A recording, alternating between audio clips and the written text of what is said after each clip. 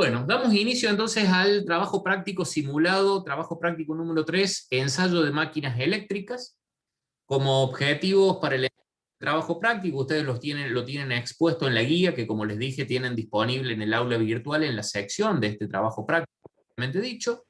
Identificar las partes constitutivas de un transformador eléctrico, realizar el conexionado de acuerdo a los ensayos que vamos a llevar a cabo, seleccionar los instrumentos de medida. En ese caso sería si estuviésemos con los instrumentos en mano para trabajar en el laboratorio, aplicar los parámetros de alimentación correspondientes y relevar las lecturas de los instrumentos y ver el comportamiento del transformador básicamente. Después para los motores de corriente alterna, más o menos lo mismo, identificar las partes constitutivas. Acá no lo vamos a poder hacer porque no vamos a tener el motor a la vista, para eso hemos puesto imágenes en las presentaciones de las clases pasadas. Realizar el conexionado, que acá lo vamos a ver de manera gráfica. Seleccionar los instrumentos, que acá ya por defecto van a estar representados en nuestra planilla de cálculo. Aplicar los parámetros de alimentación, que es lo que vamos a hacer de manera simulada. Y realizar los ensayos pertinentes, relevar las lecturas, determinar los valores planteados como incógnita a partir de las mediciones que realicemos de manera simulada. Respecto de los conceptos a tener en cuenta, conceptos teóricos, es todo lo que hemos visto en las dos clases anteriores, ustedes tienen el apunte. Y acá exponemos ahora las características técnicas de las máquinas estas que vamos a ensayar. El transformador que vamos a ensayar está esquematizado en este gráfico que tenemos aquí a la derecha, en donde se representa del lado de arriba una bobina que es donde le vamos a dar la tensión B1 de alimentación, el subíndice 1 quiere decir que es el arrollamiento primario, y del otro lado nos encontramos con tres bobinas puestas en serie. A los bornes de cada una de ellas vamos a poder tomar diferentes tensiones secundarias, por eso B sub 2.1, B sub 2.2, B sub 2.3, B sub 2.4, B sub 2.5. El primer subíndice 2 quiere decir que es el secundario, es decir, el lado por donde vamos a obtener la energía. El primario es el lado o el bobinado por el cual le inyectamos la energía, que es el que vamos a conectar a la red en este caso.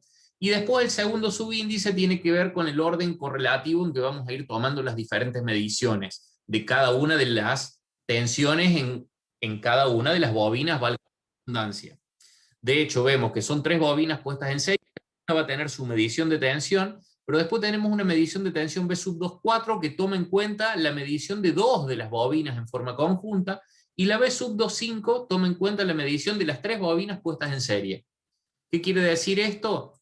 Estamos hablando de que las tensiones se van a terminar sumando entre ellas y lo vamos a ver en el comportamiento del transformador.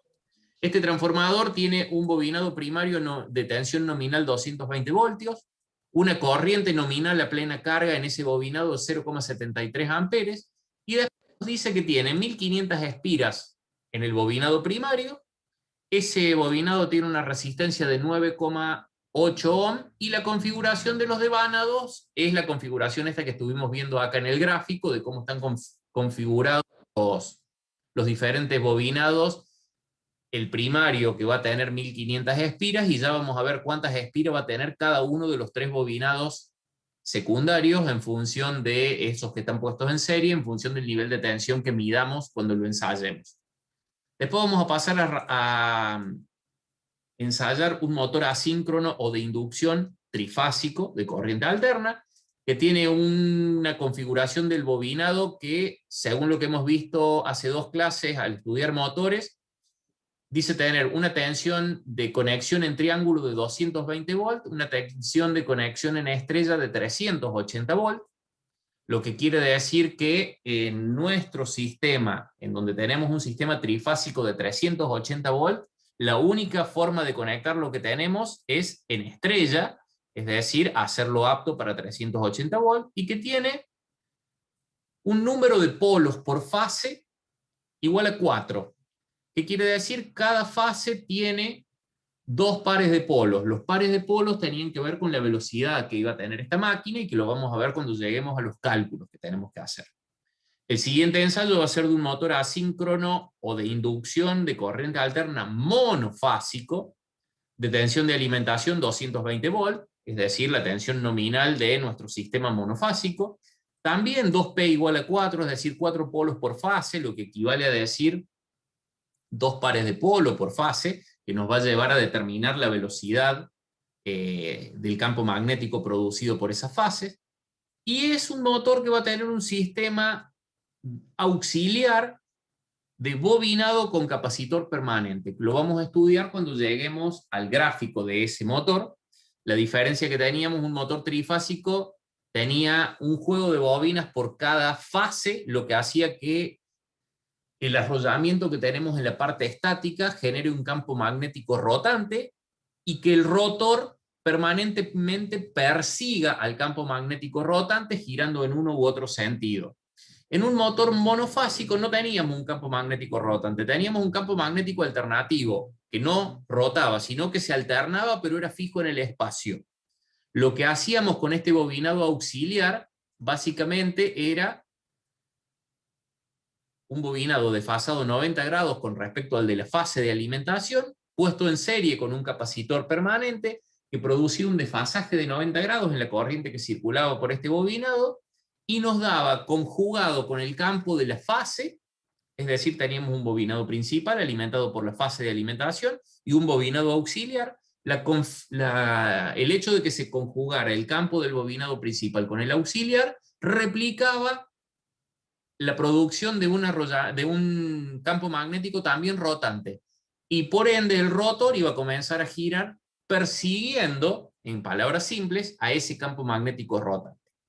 Entonces, por eso hacemos esta aclaración. Si estuviésemos en el laboratorio, acá adicionalmente le pondríamos a ese bobinado auxiliar un interruptor de arranque para que cuando el motor toma velocidad, desconecte el bobinado auxiliar, pero bueno, a ese esquema no lo podíamos replicar aquí, entonces por eso lo vamos a simular como si se tratase de un motor, por ejemplo, de los ventiladores de techo o muchos electrodomésticos que a nivel hogareño no tienen interruptor de desconexión del bobinado auxiliar como habíamos visto cuando lo estudiamos en la clase teórica a este tema.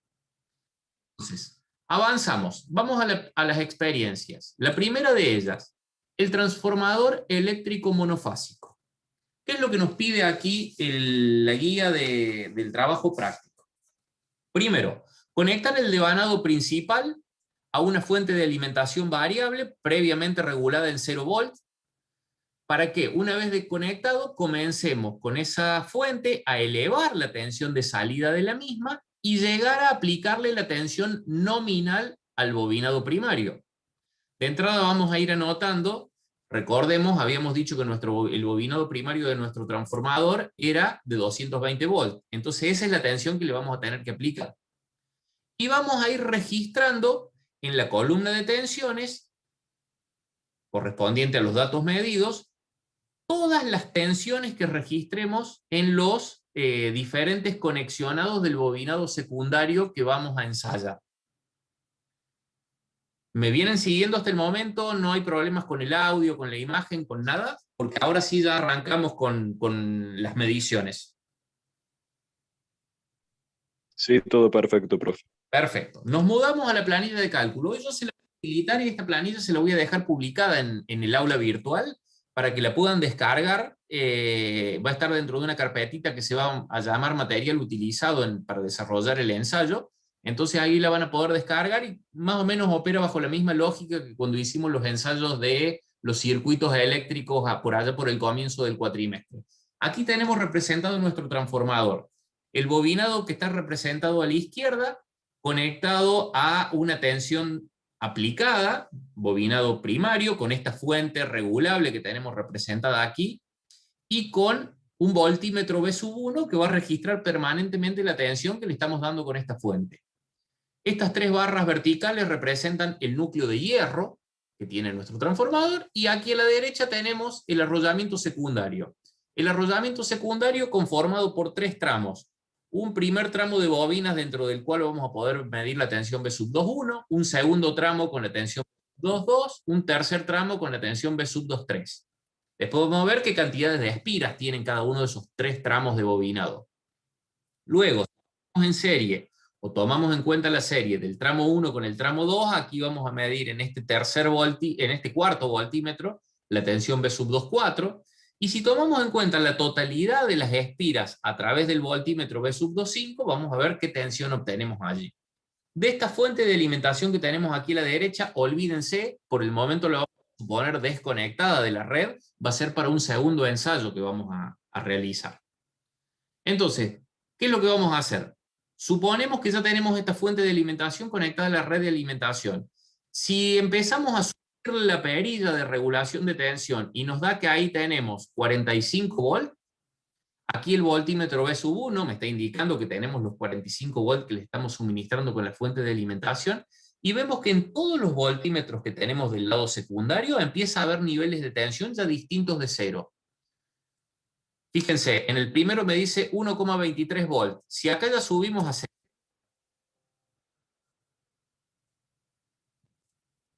sube a 1,64. Si subimos a 110, el primero sube a 3.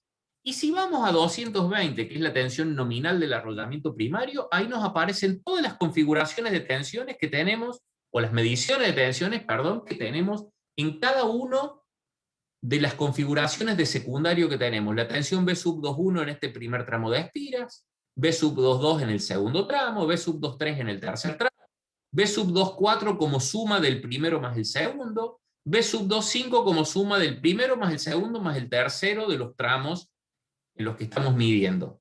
¿Y qué vemos? Dice 6 volt para B2.1, 2 volt para B2.2, 4 volt para B2.3, 8 volt para B2.4, 12 volt para B2.5. Si analizamos B2.4 es la suma de B2.1 más B2.2. 6 más 2, 8. Si analizamos B2.5 es B2.1 más B2.2 más B2.3. 12 voltios. 6 más 2 más 4. Es decir, se están cumpliendo las reglas de Kirchhoff de un circuito conformado en serie por 3 bobinados puestos en serie, dentro de los cuales estamos obteniendo fuerza electromotriz inducida. ¿Qué quiere decir esto? A todas estas mediciones las tenemos que traer a nuestra tabla. ¿Y qué teníamos? Que B2.1 eran 6 voltios, que B2.2 eran 2 voltios, que B sub 2.3 eran 4 voltios, que B sub 2.4 eran 8, que eran la suma de 6 más 2, y que B sub 2.5 eran 12, que era 6 más 2 más 4, básicamente. Todas las mediciones de tensión que obtuvimos a partir de haber alimentado con 220 volts el primario de nuestro transformador, y vimos qué pasa en cada una de esas configuraciones de los secundarios. Lo próximo que nos pide el trabajo práctico es, ahora este punto D que tenemos aquí abajo, que calculemos la relación de transformación K que tenemos en cada uno de esos circuitos. Recuerden ustedes, la relación de transformación K que nosotros teníamos, permítanme que habilitemos el lápiz para empezar a representar, K era igual a la relación de cada tensión aplicada sobre cada tensión obtenida en el secundario, que a su vez era igual en relación a las tensiones, a la relación de las N1 espiras que teníamos en el primario respecto de las N2 que tenemos en el secundario o en cada uno de los secundarios. ¿Qué quiere decir? Yo aquí a la relación K la puedo calcular rápidamente en cada una de estas celdas como la relación que voy a tener entre la tensión B sub 1 aplicada dividido cada una de las tensiones B sub 2 que obtuve. Entonces voy a sacarla de ese modo la relación de transformación para cada uno de los circuitos secundarios que he considerado. Es decir, acá voy a tener 220 dividido 6, 220 dividido 2, 220 dividido 4, 220 dividido 8, 220 dividido 12. ¿Se entiende? ¿Recuerdan el cómo se calculaba esa relación de transformación según lo que vimos el otro día? Sí. Bien, si nosotros hacemos esos cálculos, 220 dividido 6, nos estaría dando 36,66. 220 dividido 2, 110. 220 dividido 4, 55. 220 dividido 8, 27,5. Y 220 dividido 12, 18,33. Ahora, a partir de haber obtenido esas relaciones de transformación como la división o el cociente entre los 220 volts aplicados y cada una de las tensiones secundarias que hemos obtenido, podemos recordar también que la relación esa de transformación no solamente era igual a B sub 1 sobre la respectiva B sub 2 e igual a N1 sobre la respectiva N2, sino que también era cada una de las corrientes I sub 2 dividido la corriente I sub 1. En las corrientes la relación era inversa. Entonces, ¿qué quiere decir? Podemos calcular cuánto valen las N2 espiras de cada uno de nuestros bobinados, que son de nuestros bobinados secundarios, que son las que llevaron a que aplicándole 220 voltios a las 1500 espiras, recién dijimos N1 eran 1500 espiras, nuestro transformador tiene 1500 espiras en el bobinado primario. ¿Qué quiere decir? Conocemos K, conocemos N1, podemos calcular las respectivas N2 espiras de cada secundario. N2 va a ser igual a N1 dividido K. N1 era un dato, entonces ¿qué quiere decir? N2 va a ser 1500 dividido K, y así con cada uno de nuestros arrollamientos. Entonces podríamos decir, para el primero de los secundarios, 1500 dividido 36,66. Para el segundo, 1500 dividido 110. Para el tercero, 1500 dividido 55. Y así sucesivamente con cada uno de los bobinados. De la misma manera, ya que estamos, podemos plantear cómo calcularíamos cada una de las corrientes I sub 2 que iría acá en la siguiente columna. Recordemos que nuestro transformador decía tener una corriente nominal primaria I sub 1 igual a 0,73 amperes. Entonces de ahí podemos decir la corriente I sub 2 va a ser igual a la corriente I sub 1 por el respectivo K. Entonces acá, por ejemplo, en esta, la corriente I sub 2 de esta medición va a ser igual a 0,73 amperes multiplicado por el respectivo K, que era 55. Entonces, de ese modo vamos a ir calculando en cada celda la corriente I sub 0,73 amperes multiplicado para el primero de los arrollamientos secundarios por 36,66, para el segundo por 110, para el tercero por 55, y así sucesivamente. A partir de eso, lo que vamos a hacer ahora es ir a ver directamente cuáles serían los resultados que obtendríamos. ¿Qué habíamos dicho entonces? Recordemos. Las espiras N2 iban a ser igual a N1 dividido el respectivo K. Las corrientes I sub 2 iban a ser igual a I sub 1 por el respectivo K. Entonces, ahora sí, comenzamos. Para calcular N2 de la primera medición, de la que corresponde a P sub 2,1, que me dio 6 voltios.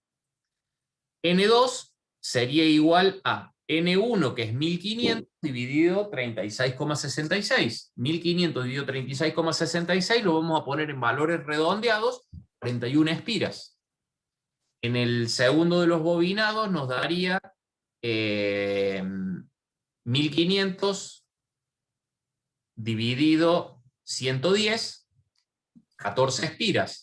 En el tercero, 1500 dividido 55 nos daría 27 espiras. El tercero, 1500 dividido 27,5 nos daría 55 espiras. Y en el último, 1500 dividido 18,33 nos daría 82 espiras. Y ahí tenemos los números de espiras que tendría cada uno de esos tramos de bobinado secundario. 41, 14, 27. ¿Qué quiere decir? Si nosotros nos venimos aquí al circuito, quiere decir que acá tendríamos en el primero de los tramos 41 espiras, en el segundo de los tramos 14, en el tercero de los tramos 27. 41 más 14 más 27, si lo sumamos, ¿cuánto nos está dando?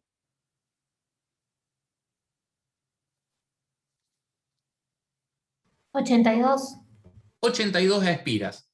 ¿Cuánto nos dio para la medición B sub 2,5 el número de espiras totales correspondientes a los 12 voltios que habíamos medido? Volvemos a la guía ¿Y qué teníamos? 82 espiras. Es decir, la suma de 41 más 14 más 27 son las 82 espiras totales que tiene el arrollamiento secundario. Después, la tensión B sub 2,4 era como tensiones la suma de B sub 2,1 más B sub 2,2.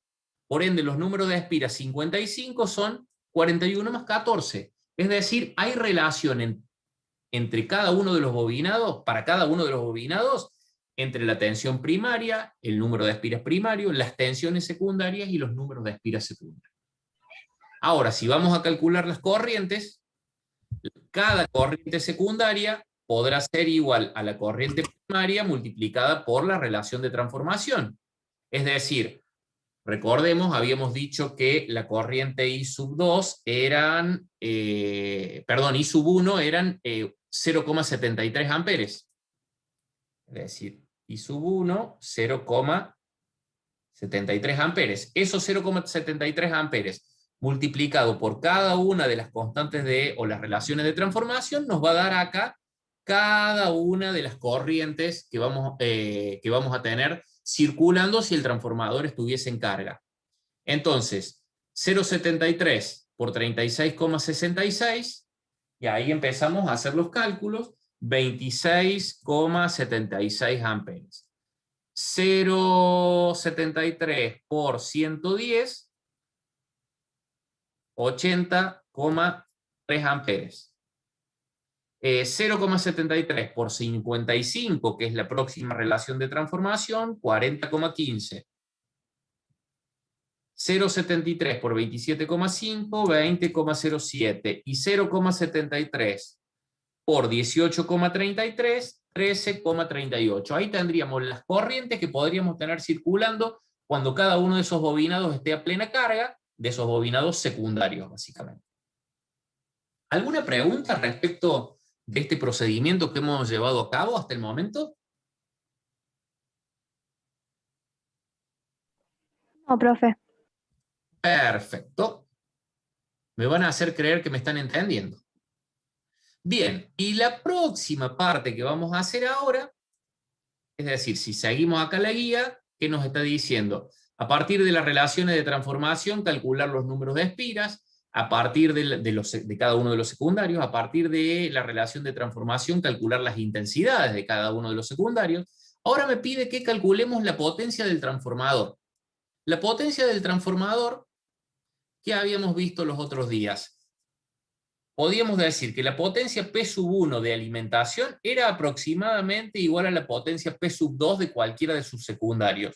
¿Y cómo se calculaban? La potencia primaria podía ser B sub 1 por I sub 1, y la potencia secundaria se calculaba como la tensión secundaria de un bobinado por la corriente de ese mismo bobinado. Entonces podemos usar cualquiera de los ensayos que hemos hecho, de las mediciones que hemos tomado para hacer este cálculo. Si volvemos un poco para atrás, ¿cómo lo podemos calcular? Como los 220 voltios primaria por los 0,73 amperes. A ver, lo anotamos acá para que nos quede cuando vamos a la próxima. P sub 1 podría calcularse como 220 por 0,73. O podríamos calcular la P sub 2,5, que es la que corresponde a esta medición que tenemos acá, en donde teníamos 12 volts multiplicado por 13,38 amperes. ¿Alguien tiene calculadora a mano para que hagamos estos dos calculitos? 220 por 0,73 y 12 por 13,38. Sí. La primera 160,6. Bien. ¿Y la segunda? 220 por 0,73, 160,6. Bien. ¿Y el otro? ¿Y la otra 12 por 13,38?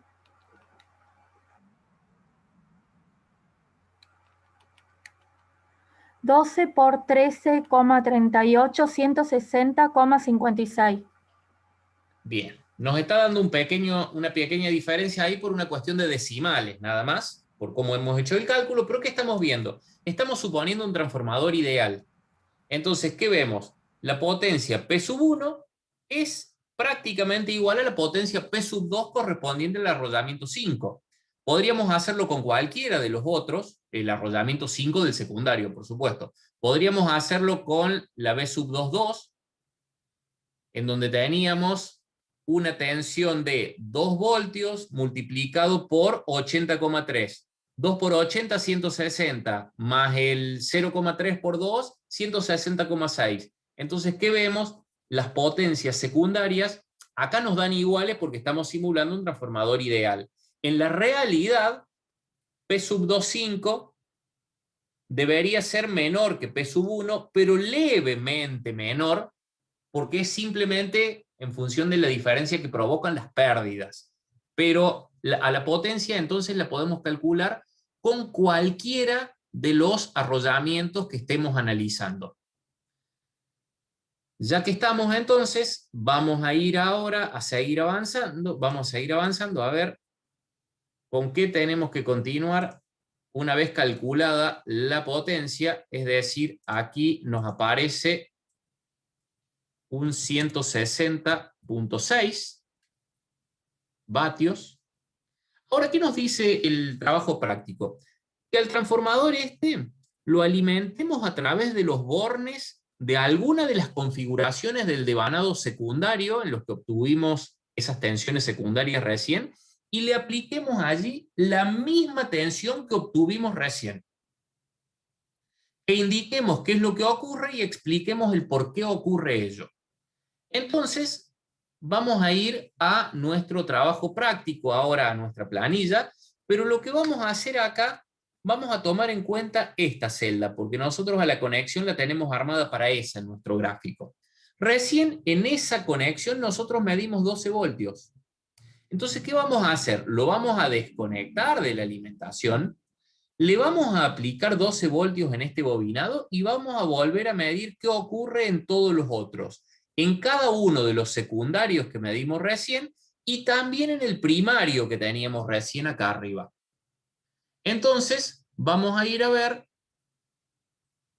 qué es lo que ocurre si hacemos ese cambio de conexionado. Espérenme que borremos esto para que no se nos superponga y nos mudamos a la planilla de cálculo.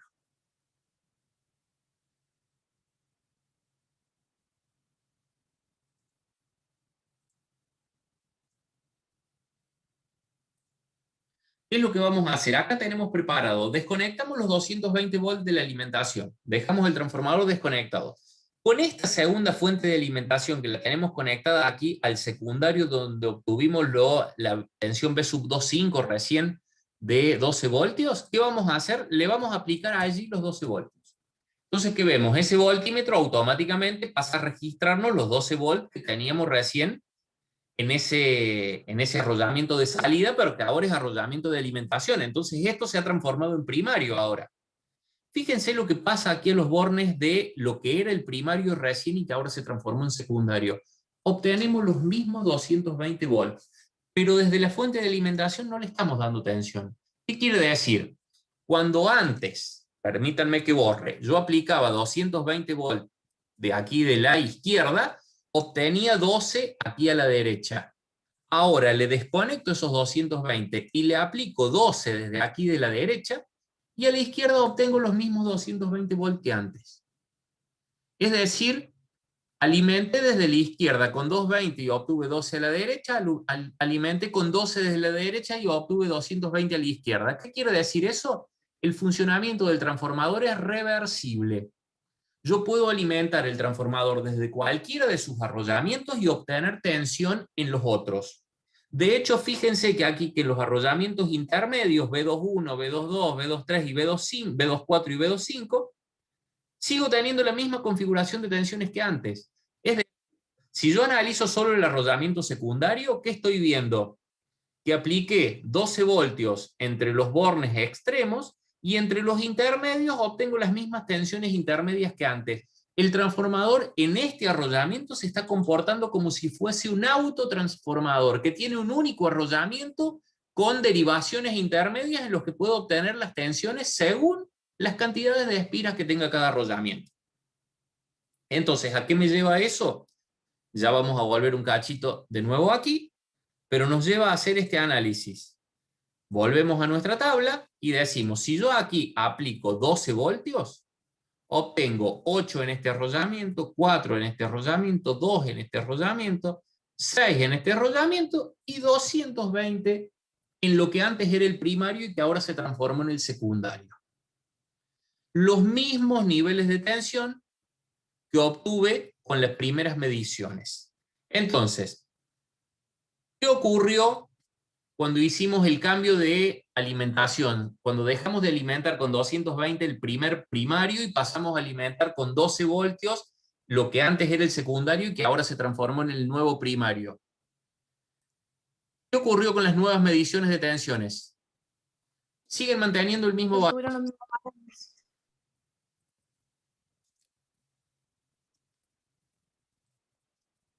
Siguen en el mismo valor que antes. ¿Por qué ocurre ello?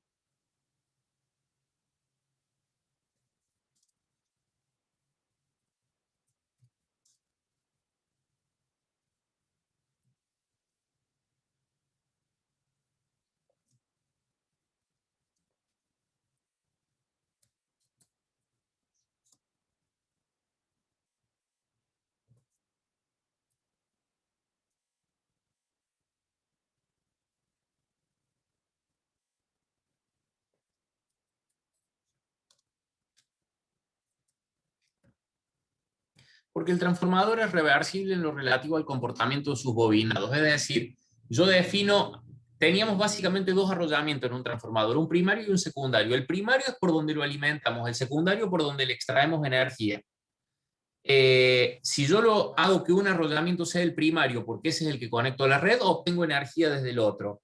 Si desconecto eso y lo alimento desde lo que antes era el secundario y ahora lo transformo en primario porque es la nueva alimentación, en lo que antes era el primario sigo teniendo lo mismo, siempre que mantenga las relaciones de tensión. Ahora bien, ¿qué tenemos que ver? El comportamiento dinámico de esos niveles de tensión. Y para eso volvemos a nuestra planilla de cálculo y hacemos unas simulaciones más. ¿Se acuerdan? Recién cuando empezamos a hacer dije, en un momento le podemos aplicar 50 volts al primario y vemos las configuraciones de tensiones secundarias. Por ejemplo, acá abajo 1,36. Si en lugar de 50 le pongo 100 volts, 2,73. Se multiplicó por 2 esa misma salida que medí recién. Si ahora le pongo 200, 5,45, es decir, la tensión secundaria va creciendo en forma proporcional a la tensión primaria. Le puse 220 y obtuvimos las mismas mediciones de recién. Ahora, si en lugar de esos 220 aplicamos 12 volts nuevamente desde el secundario, vuelve a replicarse la misma escena, 220 en el primario y en cada uno de los secundarios que teníamos recién vuelven a aparecer las mismas tensiones. Ahora, cuidado, que cuando yo hago esto, tengo que evitar conectar los niveles de tensión equivocados. A ver, un transformador que era apto para alimentarlo con 220 voltios en este primario de la izquierda me daba 12 volts en el secundario de la derecha. ¿Qué pasa si yo por error, aquí del lado de 12 volts, le conecto los 220 que antes le conectaba al primario? ¿Qué se imaginan que va a ocurrir?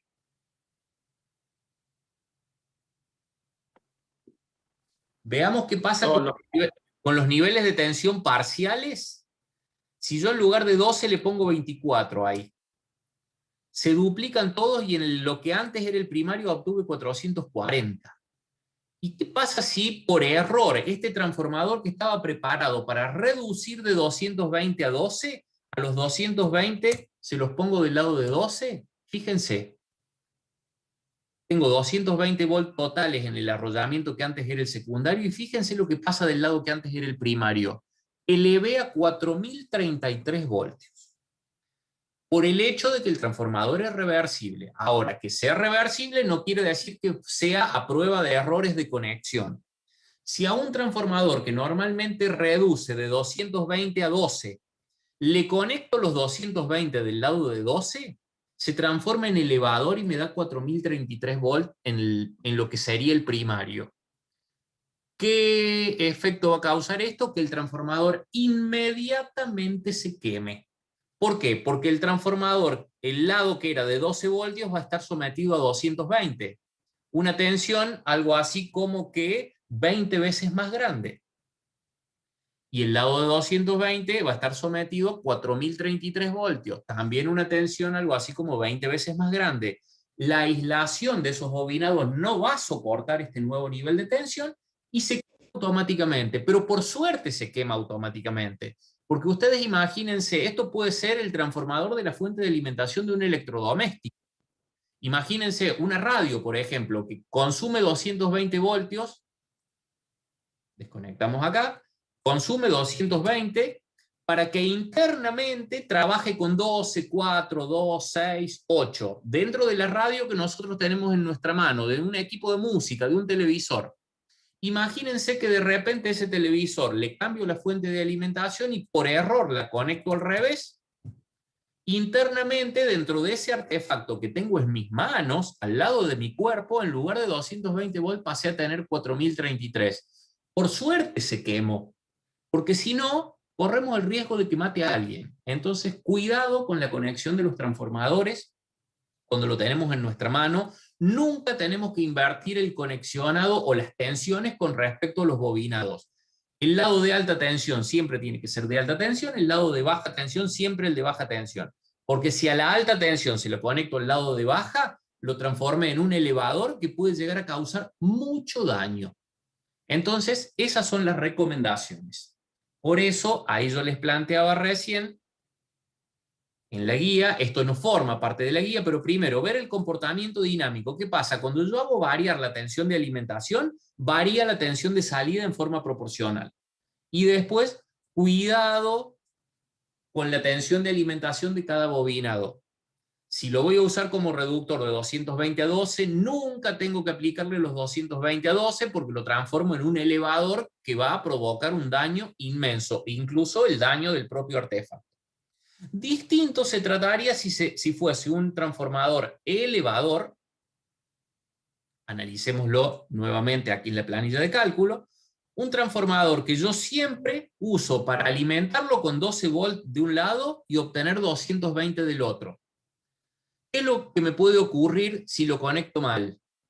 Que a los 12 volts, en lugar de ponérselo del lado de baja tensión, se los ponga del lado de alta. Si le pongo 12 volts del lado de alta, del lado de baja obtuve 0,65. No le produce daño a nadie porque es una tensión imperceptible.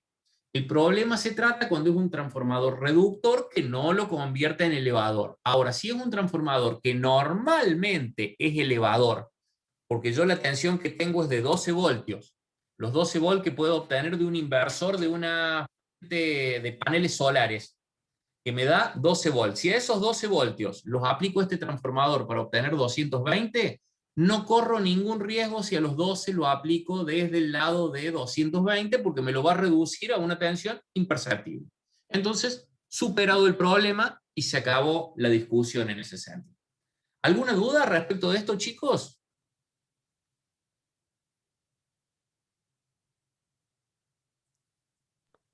No, profe, no hay dudas.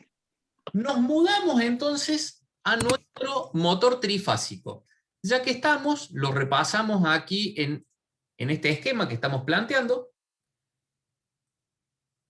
¿Qué tenemos en el motor trifásico? El rotor de jaula de ardilla que habíamos estudiado los otros días, que era un rotor cilíndrico en el cual teníamos barras que lo penetraban axialmente, puestas en cortocircuito por ambos extremos.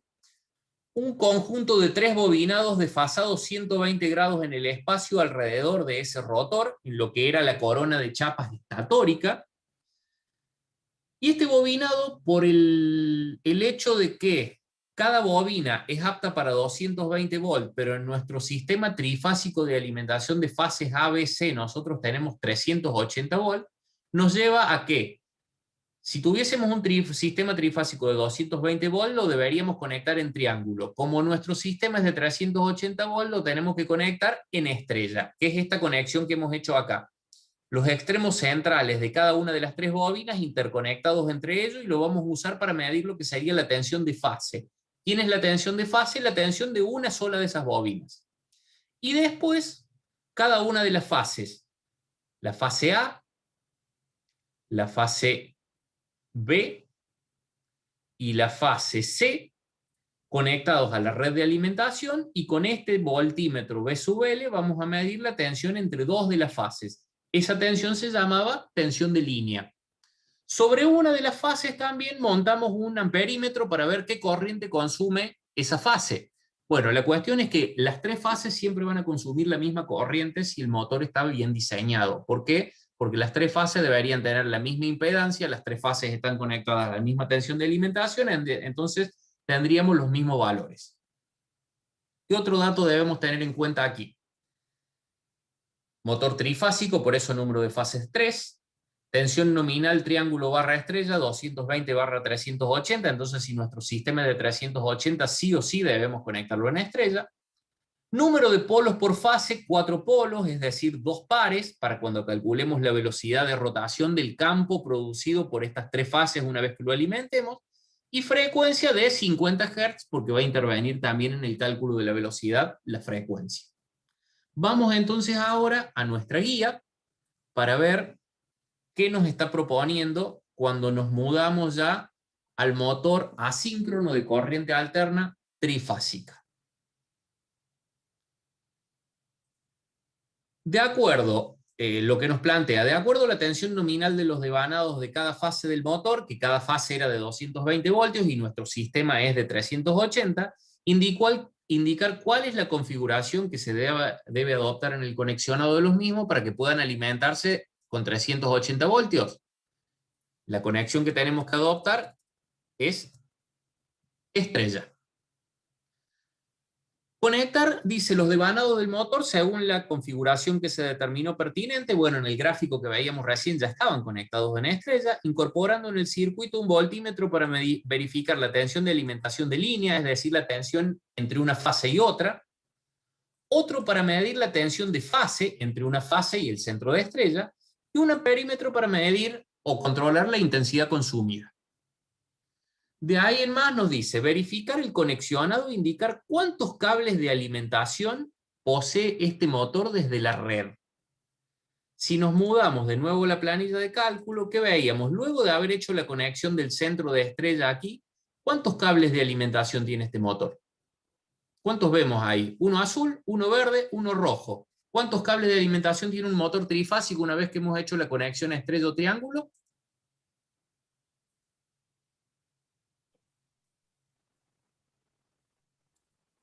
3. 3 cables de alimentación tenemos. Un cable que va a llegar al motor desde una de las fases del sistema trifásico. Lo otro que nos pide aquí es que calculemos la velocidad del campo magnético rotante. Recordemos, la velocidad del campo magnético rotante era el producido por las corrientes trifásicas en las tres fases de nuestro motor, se calculaba como N1 igual a 60 por la frecuencia dividido el número de pares de polos. 60 es una constante, la frecuencia de alimentación 50 Hz, dividido el número de pares de polos por fase, que era igual a 2, porque habíamos dicho que este motor tenía 4 polos por fase. ¿Cuánto nos da 60 por 50 dividido 2? 1500. Es decir, 1500 revoluciones por minuto son las revoluciones a las cuales va a girar el campo magnético que va a producir el conjunto de estas tres fases conectadas en estrella una vez que las alimente acá con los 380 voltios de nuestro sistema trifásico. Entonces vamos a completar en nuestra guía, que aquí entonces nos ha dado 1500 revoluciones por minuto. Y ahora vamos a ver, ¿qué nos pide la guía? Que acoplemos el motor a la red eléctrica, conectemos la tensión de alimentación y registremos los siguientes parámetros. Tensión de línea, ¿quién es? La tensión entre una fase y otra.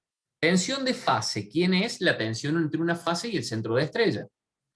Corriente consumida por el motor en esa condición de funcionamiento, sentido de giro del rotor y la velocidad a la que va a estar girando el rotor, recordando que es un motor asíncrono y que por ende para funcionar el rotor gira siempre a una velocidad levemente inferior a la de sincronismo, que ¿quién es la velocidad de sincronismo? Estos 1500 revoluciones por minuto del campo magnético estatórico. Entonces, nos mudamos nuevamente a nuestra planilla. Vamos a borrar esto que hemos representado acá. Y vamos a empezar a completar valores. Acá, ¿cómo opera esto? Yo lo que tengo que definir es manualmente cómo conecto las fases. Entonces, por ejemplo, al borne de arriba le voy a conectar la fase A, al segundo la fase B, al tercero la fase C. Y me aparecen todas las magnitudes. ¿Qué dijimos recién? Teníamos que medir tensión de línea, en este caso, entre la fase B y la fase C, que es la roja. 380,19 volts. Tensión de fase, que es entre el centro de estrella y, por ejemplo, en este caso, la fase A, 219,5 volts. Me está marcando acá este esquema que estoy teniendo sentido de giro del rotor en sentido antihorario y que esa velocidad del rotor es de 1445 revoluciones por minuto. Todos datos que yo podría haber obtenido de instrumentos conectados a un motor físicamente vinculado a una red eléctrica, con un amperímetro para que me dé el nivel de corriente, con 2 voltímetros para que me dé niveles de tensión, viendo físicamente en qué sentido gira el rotor y midiendo con un tacómetro a qué velocidad estaría girando. Estos son datos que he obtenido en la realidad de un ensayo de un motor y que los hemos simulado acá para que cuando le damos la alimentación de la fase A, la fase B y la fase C, nos aparezcan gráficamente estos números. Entonces, nos vamos a la guía y comenzamos a completar esos valores. ¿Cuánto era la tensión de línea que habíamos dicho recién? ¿Alguien me lo recuerda? Creo que era 380,19. Tensión de fase eran 219,5. Intensidad consumida por la fase 12,53 amperes. Sentido de giro, ¿qué sentido teníamos? Antihorario.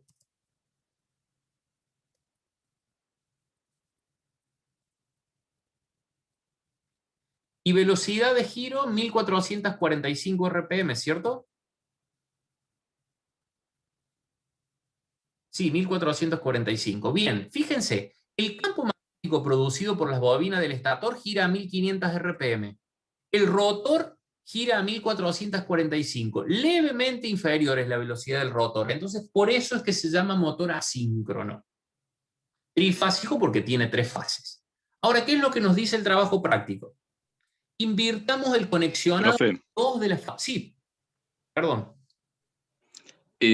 no recuerdo si lo dijo en la clase pasada, pero para confirmar, si por ejemplo en un ventilador Sí. quiero cambiarle la velocidad, lo que estaría haciendo al cambiar de botones es cambiando el número de pares de polos, No, los ¿o es ventiladores, otro mecanismo?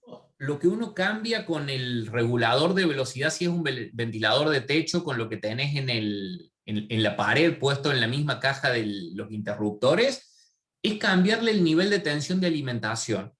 ¿Por qué? Porque una de las formas de cambiar la velocidad de un motor es variándole la tensión de alimentación. El tema es que eso se hace en motorcitos de muy pequeña potencia. En motores de potencias más grandes, como este que estamos ensayando acá, que consume 12,53 amperes, es impensable hacerlo de ese modo, y hoy por hoy se usan reguladores de velocidad electrónicos que le cambian la frecuencia y el nivel de tensión en simultáneo para adaptarse mejor a las necesidades. Pero en el motor de un ventilador, a ver, otro método puede ser cambiarle el número de polos, pero vos, para cambiarle el número de polos, cada bobina debe tener accesibles sus 2 terminales. Entonces vas a tener un motor en que vas a tener, por ejemplo, 48 terminales conectables desde el exterior. Y cuando acá estamos viendo que solamente tenemos 3. Entonces ahí estaría jugando con variación de tensión en realidad en el motor del ventilador, porque lo hace mucho más simple. Pero no es lo que se aplica al caso de motores de mayor potencia. En mayor potencia se usan reguladores de velocidad electrónicos hoy por hoy.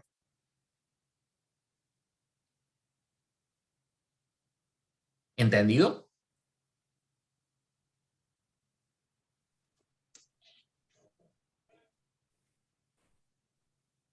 Bien.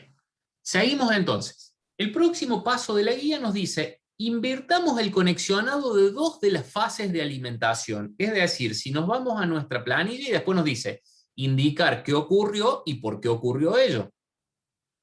Vamos a nuestra planilla. Nuevamente. ¿Qué pasa si yo invierto acá dos de las tres fases? ¿Se acuerdan qué hacíamos si cambiábamos el conexionado de dos de las tres fases de un motor trifásico? Cambia el sentido. Debería cambiar el sentido. Y bueno, acá sí, gráficamente va a aparecer eso. Si pongo B arriba y pongo A en segundo término, automáticamente me siguen apareciendo los mismos niveles de tensión, la misma corriente, pero cambio el sentido a horario. Es decir, si yo tenía A, B, C, era antihorario. Si ponía C, A, B, seguía siendo antihorario. Si ponía B, C, A, seguía siendo antihorario. ¿Por qué? Porque si leo desde arriba hacia abajo, tengo la misma secuencia siempre ABC, ABC, ABC. Pero si de repente cambio acá la C por la B y leo desde arriba, tengo CBA y me da sentido horario. ¿Qué quiere decir eso? Nosotros siempre para cambiar el sentido de giro tenemos que cambiar dos de las tres fases. De ese modo, se mantienen todas las magnitudes en las mismas condiciones que antes, lo único que cambio es el sentido de giro. Entonces, si volvemos a nuestra planilla de cálculo, invertimos. ¿Qué ocurrió?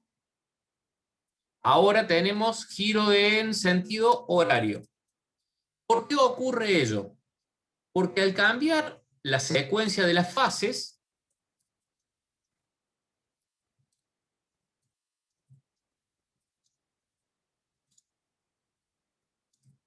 cambia la secuencia, es decir, al cambiar el conexionado de dos de las fases, cambia la secuencia de las mismas y se invierte el sentido de giro del campo estatórico. Y el rotor siempre sigue al campo estatórico. O sea, si yo invierto el sentido de giro del campo estatórico, el rotor que siempre sigue el campo estatórico también va a cambiar su sentido de giro. Pasamos al siguiente punto. A ver, volvamos, perdón, hacemos una intromisión más en la planilla de cálculo. Volvemos a la condición inicial. Habíamos planteado A, B, C, que me daba sentido antihorario. Entonces, ¿qué ocurría? Cuando yo analizo, primero tengo máxima la corriente en la fase A, después tengo máxima la corriente en la fase B, después corriente máxima en la fase C. Entonces tengo A, B, C, sentido de giro antihorario. Si yo invierto la B por la A, tengo primero máxima la corriente en la fase A, arriba. Segundo, en la fase B, aquí a la derecha. Tercero, en la fase C, aquí a la izquierda. Entonces tengo A, B, C. A, B, C. Giro en sentido horario. Entonces, al invertir dos de las fases acá, cambio la secuencia con la que son máximos los campos magnéticos en cada una de las fases del bobinado trifásico, y eso me lleva a que lo que antes era fase A, B, C, ahora se torna A, B, C. Es decir, antes yo tenía derecha, izquierda, arriba. A ver si volvíamos al anterior. A, B, C. La fase A, primero teníamos máxima corriente acá a la derecha, después teníamos arriba, después teníamos a la izquierda. Entonces era derecha, arriba, izquierda, giro de sentido antihorario. Si cambio B por A, tengo la A arriba, la B a la derecha, entonces tengo arriba, derecha, izquierda, arriba, derecha, izquierda, sentido de giro, horario. Eso es lo que me lleva. La inversión de la secuencia de fases hace que el campo producido por las bobinas del estator cambie de sentido. Y por ende el rotor, siguiendo al campo del estator, que también gire en sentido contrario. Volvemos a lo próximo que nos pide aquí el trabajo práctico. Entonces, determinar las siguientes relaciones. Tensión de línea dividido tensión de fase. 380,19 dividido 219,50. No sé si alguien tiene calculadora a mano.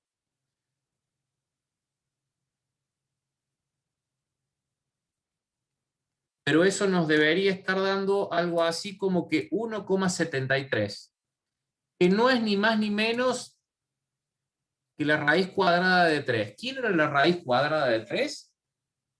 La relación que teníamos entre las tensiones monofásicas y trifásicas.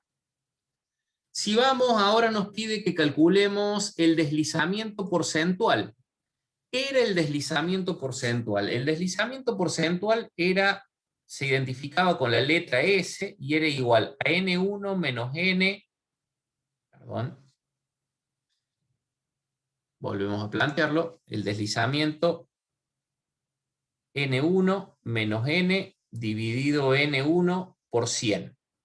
¿Quién era N1? La velocidad del campo magnético rotante, que lo habíamos, el campo magnético producido por el estator, que recién lo habíamos determinado, eran 1500 RPM. Menos N, que es la velocidad física real del rotor. ¿Cuánto nos ha dado? 1445 revoluciones por minuto. Dividido 1500 por 100. Si hacemos ese cálculo, no sé si alguien tiene la calculadora a mano, pero aquí nos va a dar el deslizamiento porcentual que corresponde a esa condición de funcionamiento. Y creo que... 3,66. Sí, 3,66666, o sea que lo podemos hacer Sí. en 3,67%. El próximo punto dice, si la máquina ensayara... Profe, perdón. Sí, Se simboliza con una S, ¿verdad? El deslizamiento porcentual. sí, el deslizamiento se identifica con la letra S, exactamente. Ese Ok, mismo. gracias. Bien, si la máquina ensayada poseyera una relación de intensidad de arranque sobre intensidad consumida en régimen de 7, nuestra máquina estaba consumiendo, según lo que vimos recién, en este régimen de funcionamiento, 12,53 amperes. ¿Qué hemos dicho? Estas máquinas tienen normalmente 7 veces la corriente nominal cuando la conectamos a la red. Entonces, si yo multiplicara 12,53 por 7, ¿cuánto me daría para cargar acá el valor de la corriente de arranque? 12,53 por 7. 87,71. 87,71 amperes consumiría en el instante en que yo a la máquina la conecto a la red.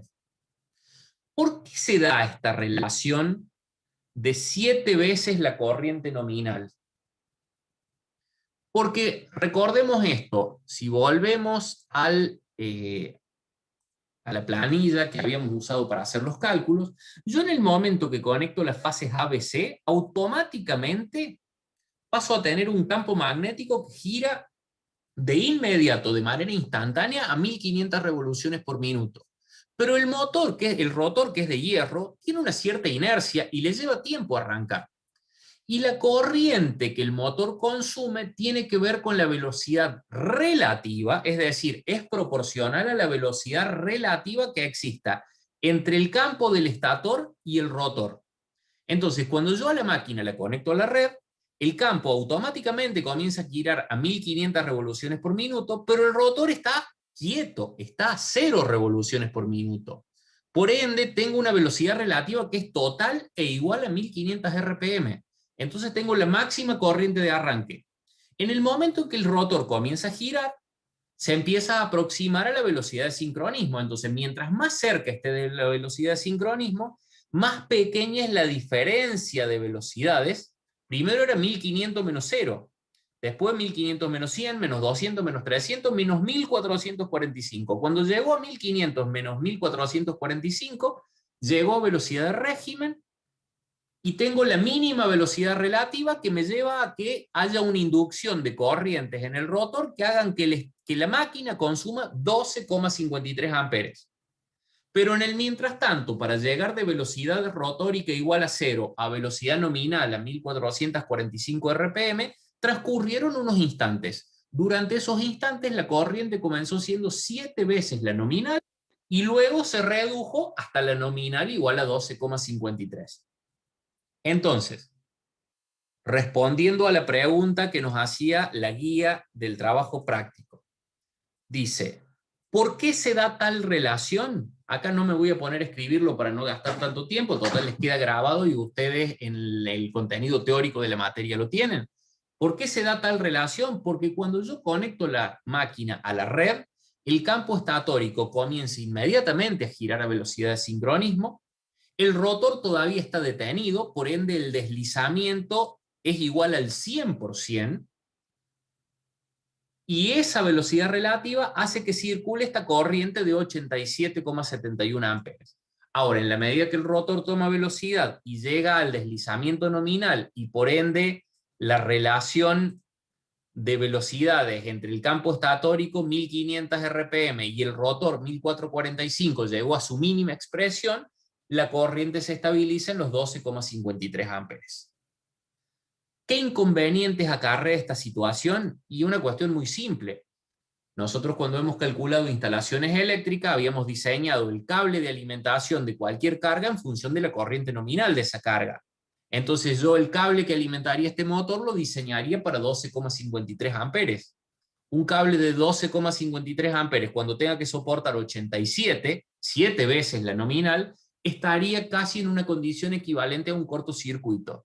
Entonces tengo que calibrar adecuadamente las protecciones para que la protección de ese cable no lea estos 87 amperes como un cortocircuito y me desconecte el motor por suponer que es una falla. ¿Por qué? Porque si estos 87 amperes se prolongaran en el tiempo, producirían calentamiento en el cable que llevarían a que necesariamente lo deba desconectar. ¿Para qué? Para que no se queme el cable. El tema es que como es un motor, yo sé que va a durar muy poquito tiempo esa sobrecorriente, entonces tengo que calibrar adecuadamente las protecciones para que, sabiendo que el cable no se va a dañar, porque este motor en milisegundos o en décimas de segundo, cuando mucho, va a haber arrancado, tengo que garantizar que no actúen las protecciones para que dejen que el motor arranque. ¿Por qué? Porque si actúa la protección, se apaga el motor. Si se apaga el motor, no funciona la máquina. Si no funciona la máquina, no me sirve de nada, básicamente. Entonces, ¿por qué se da esta relación? Por el hecho de que cuando el motor arranca, hasta tanto el rotor tome la velocidad nominal, consume altas corrientes por la alta velocidad relativa entre el campo estatórico y el rotor. ¿Qué inconvenientes acarrea esta alta corriente? Recalentamiento de los cables, si es muy largo el periodo de arranque, riesgo de que las protecciones del cable vean a esto como una falla y me lo desconecten, y a su vez recalentamiento del propio bobinado del motor. ¿Por qué? Porque el motor está diseñado para trabajar con 12 amperes, mientras le circulan 87, para el motor también es una sobrecarga esa corriente. Entonces, tenemos que garantizar que arranque lo suficientemente rápido para no deteriorar el aislamiento con el tiempo. De esa manera quedó explicada la doble respuesta que deben dar aquí en esta consigna final. ¿Alguna pregunta? ¿O seguimos avanzando? Seguimos avanzando, profe. Perfecto. Vamos bien. Avanzamos. Vamos a limpiar la pantalla primero que nada. Nuestro motor asíncrono de corriente alterna monofásica. El motor asíncrono esquemáticamente, habíamos dicho, está conformado por un arrollamiento principal y por un arrollamiento que a este le vamos a llamar devanado principal. En el gráfico va a aparecer identificado como BP, bobinado principal, y un sistema auxiliar conformado por un bobinado auxiliar, que en la máquina va a estar a 90 grados del principal, más un capacitor puesto en serie. A su vez, estos dos sistemas puestos en paralelo y conectados, uno desde la fase, el otro desde el neutro, de los extremos. Y le vamos a poner 2 amperímetros para medir esas corrientes. Entonces, eso sería esquemáticamente el motor monofásico. Entonces, nos vamos a ir a nuestra planilla de cálculo, donde también tenemos el motor monofásico y vamos, primero, a verificar el conexionado e indicar cuántos cables de alimentación tiene. Vamos a determinar la velocidad del campo magnético estatórico, recordando que se calcula de la misma manera que en el trifásico. N1 igual a 60 por F dividido P, que es entonces 60 por la frecuencia de 50 Hz dividido P, que habíamos dicho esta máquina también tiene 4 polos por fase, es decir, 2 pares de polos, por lo que nos lleva también a 1500 RPM. Y de ahí en adelante vamos a comenzar a hacer el análisis del comportamiento de la máquina. Ya que estamos, vamos a dejar dicho un par más de cosas. Acá ya, si bien lo vamos a ver, cuántos cables de alimentación tiene este motor, vamos a ver que en realidad el sistema principal está desacoplado del auxiliar. ¿Por qué? Porque si yo llego a necesitar invertir el sentido de giro, tengo que cambiar esa polaridad. Entonces, de la misma manera que nosotros decíamos que el motor trifásico tenía 3 cables de alimentación, vamos a ver que el motor monofásico tiene 4 cables de alimentación. Los 2 del bobinado principal y los 2 del sistema auxiliar, que entre ellos pueden cambiarse las conexiones relativas para invertir el sentido de giro. Cuando hemos visto recién el cálculo de la velocidad de sincronismo o de la velocidad del campo estatórico, que lo acabamos de calcular, también dijimos 1500 RPM porque está alimentado por 50 Hz y tenemos un motor de 4 polos, es decir, 2 pares de polos. Ahora, vamos a ir a la planilla de cálculo y vamos a conectar nuestro motor a la red. Y vamos a medir tensión de alimentación, intensidad consumida por el bobinado principal, intensidad consumida por el bobinado auxiliar, que es el que está en serie con el capacitor. Vamos a medirle la velocidad y vamos a ver qué sentido de giro tiene. Entonces nos mudamos a la planilla. En la planilla de cálculo, en la siguiente solapa, tenemos el motor monofásico, y acá si lo analizamos tenemos el bobinado principal, el bobinado auxiliar desfasado a 90 grados, el bobinado auxiliar puesto en serie con el capacitor. Sobre el bobinado principal ponemos un amperímetro que mide la corriente del bobinado principal, y un voltímetro que mide la tensión del bobinado principal que vamos a tener entre fase y neutro. De la misma manera, el sistema auxiliar va a estar conectado a fase y neutro. Vamos a tener un amperímetro para medir corriente de bobinado auxiliar, un voltímetro para medir tensión del bobinado auxiliar, y nuestro rotor que va a girar a una determinada velocidad y en un determinado sentido de giro según como hagamos la conexión. Conectamos fase arriba, neutro abajo en el bobinado principal, fase arriba, neutro abajo en el bobinado auxiliar, y tenemos nuestro motor funcionando. 220,3 voltios de tensión de alimentación, que es la tensión que tuvimos en el momento que ensayamos en la realidad este motor. 3,75 amperes en el bobinado principal, 1,53 amperes en el bobinado o en el sistema auxiliar. A partir de eso tenemos que el rotor está girando a 1395 RPM en sentido antihorario. Tenemos todos los datos para llevar a nuestra guía del trabajo práctico e ir completándola. ¿Qué nivel de tensión dijimos que tenemos de alimentación? ¿Alguien se acuerda? 120,3 me parece que era. Intensidad consumida por el bobinado principal nos estaba dando algo así como 3,75. Intensidad en el bobinado auxiliar, 1,53 amperes. Velocidad del rotor, ahí sí ya no me acuerdo. Ayúdenme que ya perdí la memoria. 1395. 1395 RPM. Sentido de giro, horario me parece que había dado. A ver, lo confirmamos enseguida. Ah, no, antihorario.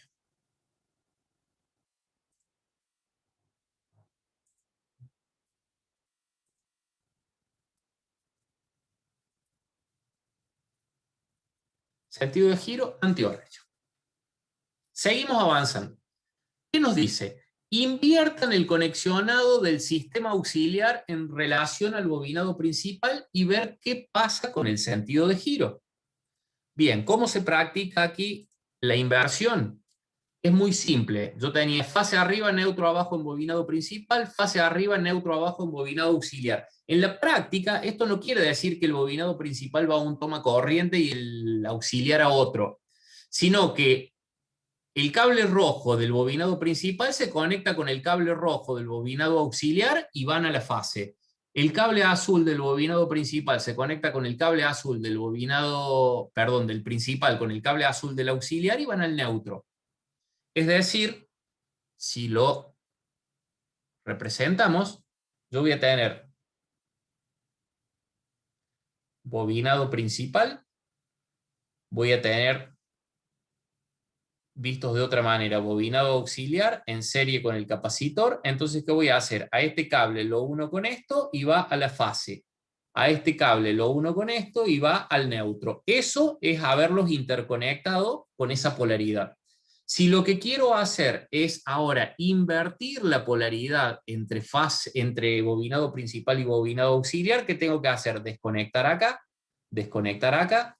a este cable traerlo acá, y a este cable damos la vuelta por el otro lado y lo traemos acá. ¿Qué hice ahí? Invertí la polaridad del campo principal con respecto al auxiliar. Traído a nuestro esquema, es decir, es lo mismo que acá poner neutro arriba, fase abajo. ¿Qué pasó? Se invirtió el sentido de giro. Los niveles de tensión son los mismos, las corrientes son las mismas, lo único que cambió el sentido de giro. ¿Qué pasa si ahora invierto también el bobinado principal? Neutro fase, volvemos a tener sentido antihorario. ¿Por qué? Porque yo lo que tengo que cambiar es la conexión relativa de uno de los bobinados. Si cambio la de los dos, entre ellos se mantiene la misma conexión relativa que antes, entonces no se invierte el sentido de giro. Trasladado al caso del motor trifásico, era esto que decimos, en el motor trifásico hay que cambiar el conexionado de 2 de las 3 fases. Si cambio las 3, no cambia el sentido de giro.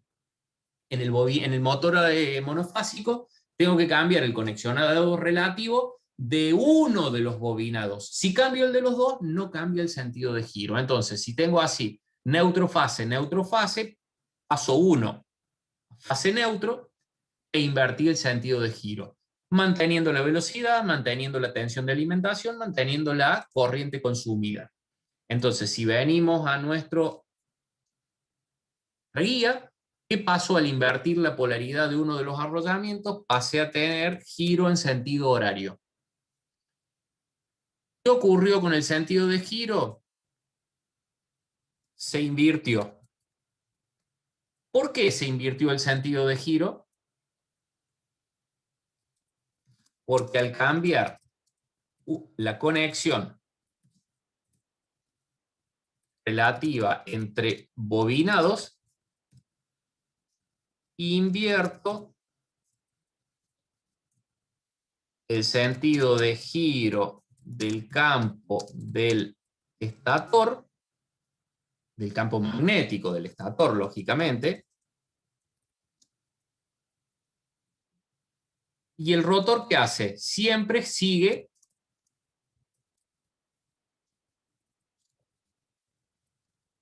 al campo del estator.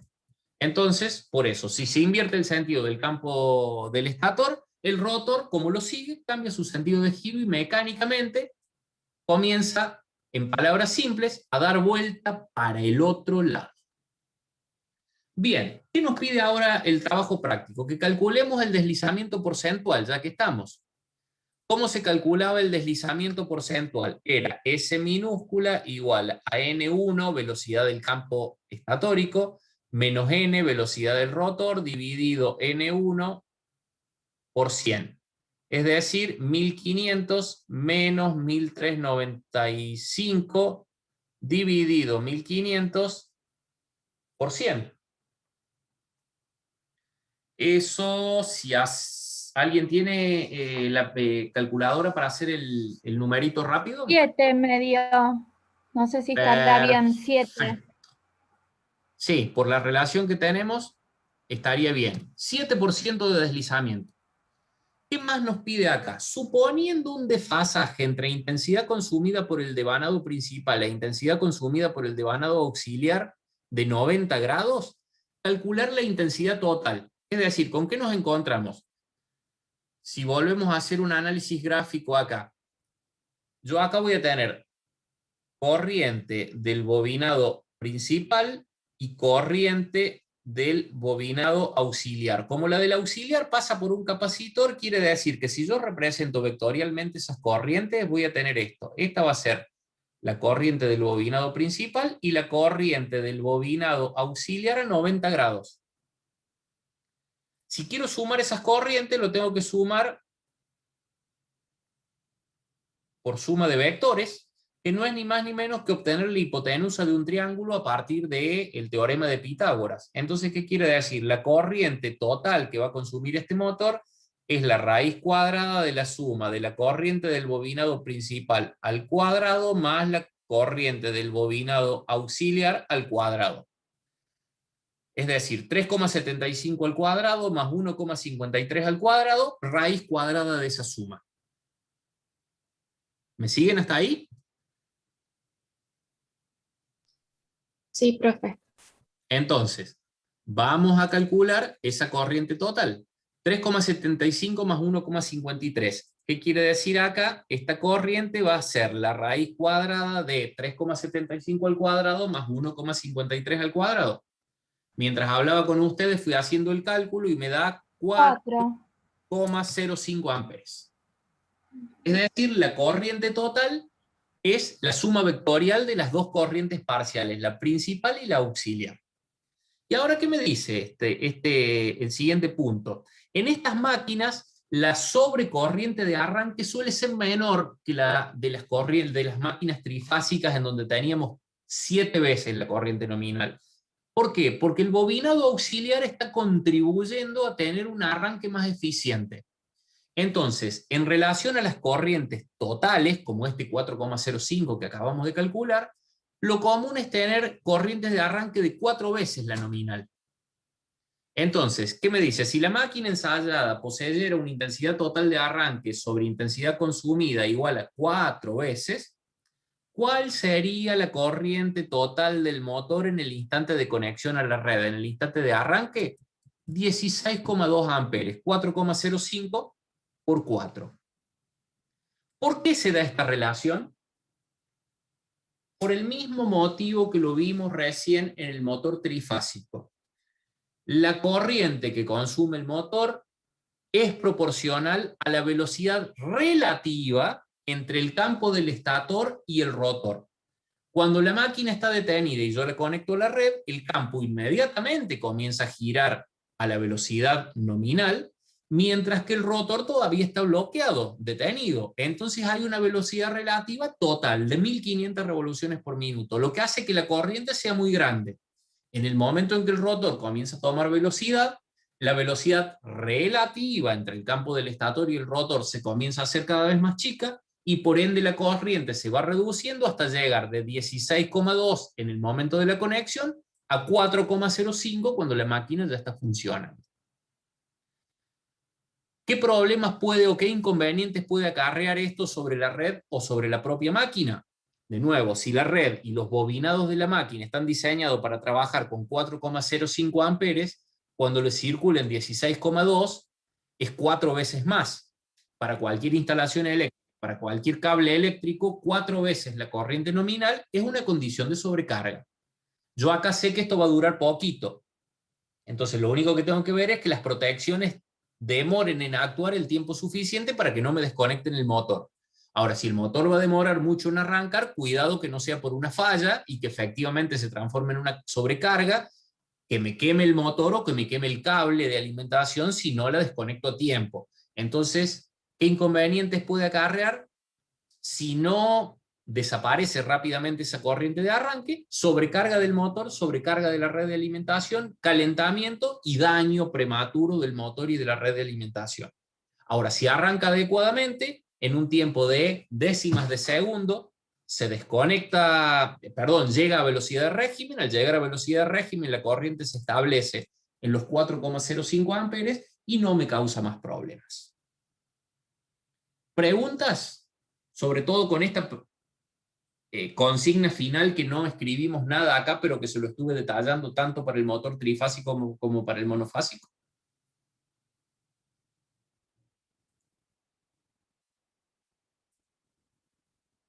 ¿Se entendió? Sí, se entendió Sí bien, se profe. entendió, profe. Hasta allí llega el trabajo práctico. Con eso hemos llegado hasta el final. Conclusión, tienen todo el material ahora en la grabación que les voy subiendo al aula, publicando, digamos, a través del aula virtual para que puedan verlas todas las veces que quieran. Cualquier cosa, tenemos todas las próximas 2 semanas completas para sacar cualquier duda. Recuerden que este trabajo práctico lo tienen que presentar al informe de manera individual a través del aula virtual en la sección que tenemos preparada como tarea, preferentemente en formato PDF, completo, firmado por cada uno de ustedes. Nos estamos conectando la próxima clase, la semana que viene, para evaluación de seguimiento a las 21:30, pero nos vamos a conectar a esa hora, sacamos cualquier duda que tengan, definimos si nos hace falta una clase de consulta más para el trabajo de la instalación eléctrica. De ahí en adelante ya los dejo trabajando a ustedes en la evaluación y nos encontraríamos en la clase de consulta que definamos después. Así que bueno, los voy despidiendo, nos estamos juntando el próximo jueves a las 21:30, si no me necesitan antes, o salvo que tengan alguna otra pregunta que hacer ahora, les Profe, respondo sin ningún problema. Dígame. ¿cómo le va? Si no es molestia, nosotros teníamos unas preguntitas con mi grupo sobre el trabajo que es grupal. ¿Sí? A ver, esperemos a ver si alguien tiene algo para preguntar sobre lo Dale. que terminamos recién, y si no, ya nos quedamos conectados con ustedes. ¿Alguna otra pregunta, chicos, o ya damos por cerrada la clase?